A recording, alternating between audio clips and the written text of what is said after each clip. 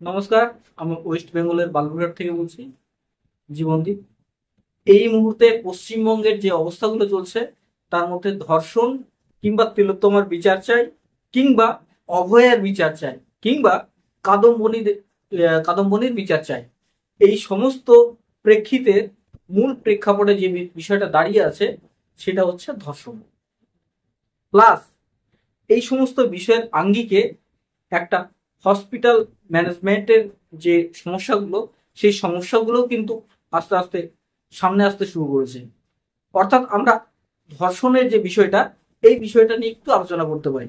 এই ধর্ষণের প্রকোপ দিন দিন বৃদ্ধি পাচ্ছে কেন? এই বৃদ্ধি পাওয়ার মূল কারণ হলো পরকীয়া। পরকীয়া হয়তো বা হতে পারে উচ্চ স্তরের, কিংবা নিম্ন মধ্যবিত্ত, কিংবা মধ্যবিত্ত সম্প্রদায়ের মধ্যে। হয়তো উচ্চ মধ্যবিত্ত সম্প্রদায়ের মানুষরা টাকা পয়সার কারণে সেই বিষয়টাকে চাপা দিয়ে ফেলেন, কিন্তু নিম্ন মধ্যবিত্ত অর্থাৎ নিম্নবিত্ত এই দুই সমাজের মানুষ তারা কিন্তু চাপা দিতে পারেন না। কেন? তাদের কাছে অর্থের সমস্যা রয়েছে।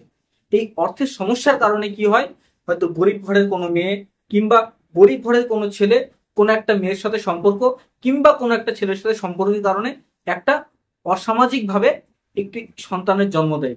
সেই সন্তান যখন অভিভাবকত্ব না পেয়ে যখন একটা অভিভাবক লেস কিংবা গার্জেন লেস হয়ে যখন সেই সমাজের কাছে বেড়ে ওঠে, তখন তার কাছে সেই খারাপ পন্থাগুলো অর্থাৎ খারাপ রাস্তাগুলো মুখ্য পন্থা হয়ে দাঁড়ায়। সুতরাং সে সেই পন্থাগুলোর দিকে অগ্রসর হয়ে সেই সমস্ত জিনিসগুলোর দিকে অগ্রসর হতে থাকে এবং ধীরে ধীরে অসামাজিক কর্মে লিপ্ত হতে থাকে।